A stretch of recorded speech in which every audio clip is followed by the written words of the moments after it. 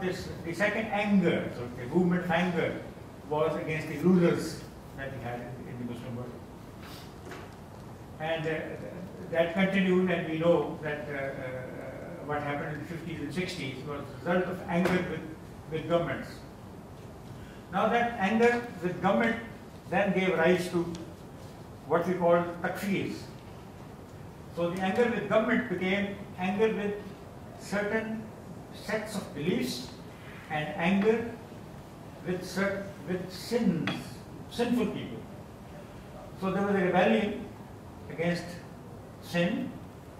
So they fight now, which started off as fight against occupation, fight against rulers who were corrupt and bad, to fight against sin,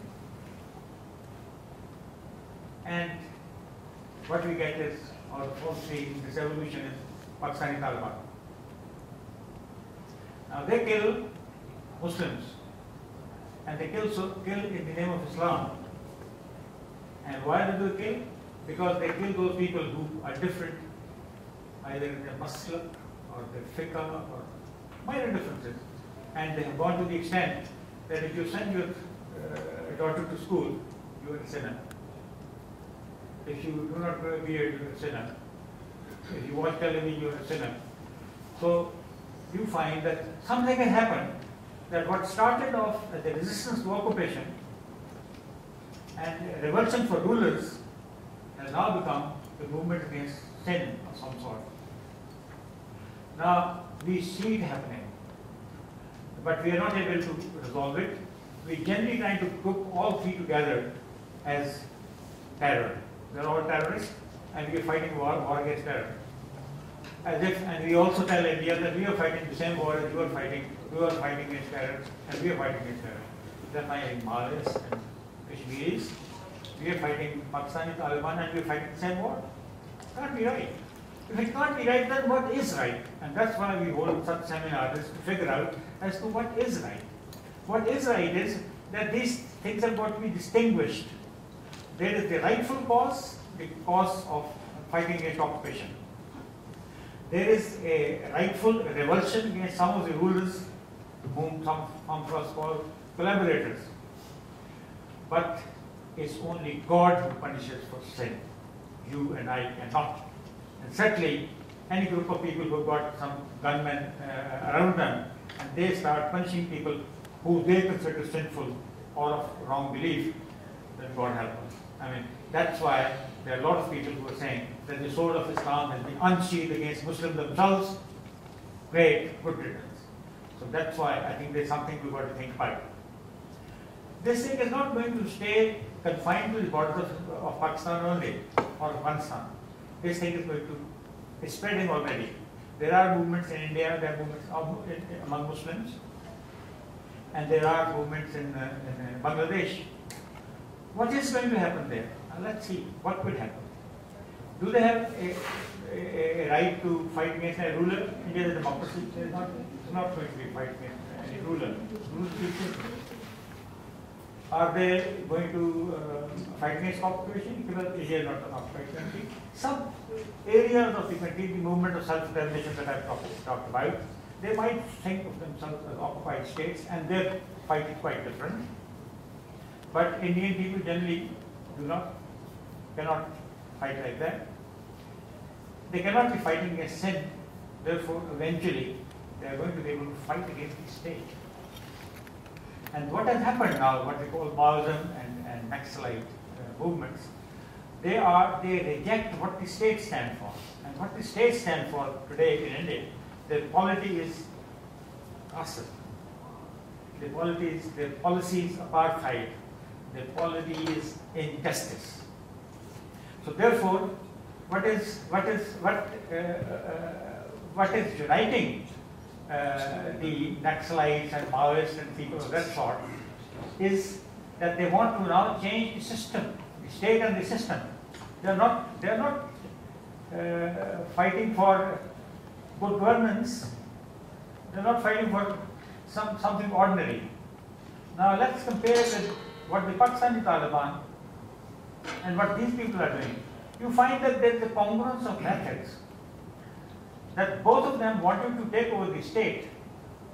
The cause of which one is right and which one is wrong is not the important thing. What has become very important is that the methodology has taken over from the objective. The methodology of warfare that these people have adopted has become more important than the objective of that warfare. Now, this is something that we've got to initially understand and then to deal with. If the methodology is indeed to be more important, then of course the results will be different. If the methodology is not more important and the objective is more important, the methodology, then it will be different. I tend to think that in Pakistan, the methodology is not more important. The objective of the Pakistan movement and the objective of the Muslim world as a whole, etc., which is fighting against occupation, whether it's in Kashmir or it is in Palestine or it is anywhere else in Afghanistan and Iraq today, that there the objectives are more important, the methodology is not. But if the methodology becomes more important because the system is so corrupted and so well entrenched, then the methodology is going to be more important. So I like to think. I mean, these are things on which people can theorize. These are things on which people can comment upon, think about, but this is not something on which you can adjudicate and give a final decision as if this is what is going to inevitably happen. Therefore, I think in the case of India, we have got to watch this, what is happening there. Is there a possibility? And I like to think that there is a possibility. Because the Pakistani Taliban have a methodology which is not in conformity with their objective. Could the Muslims of India find an idea, an aim, an objective which is in conformity with that methodology? If that happened, then the methodology they will adopt will be very similar to the methodology adopted already by the Maoists and by the Naxalites. So therefore, I think those people who are in India who are celebrating today that this problem is only in Pakistan and it's not afflicting anywhere else, those people will have to think again. Because what is happening is that all these ideas, they've got wings and they fly.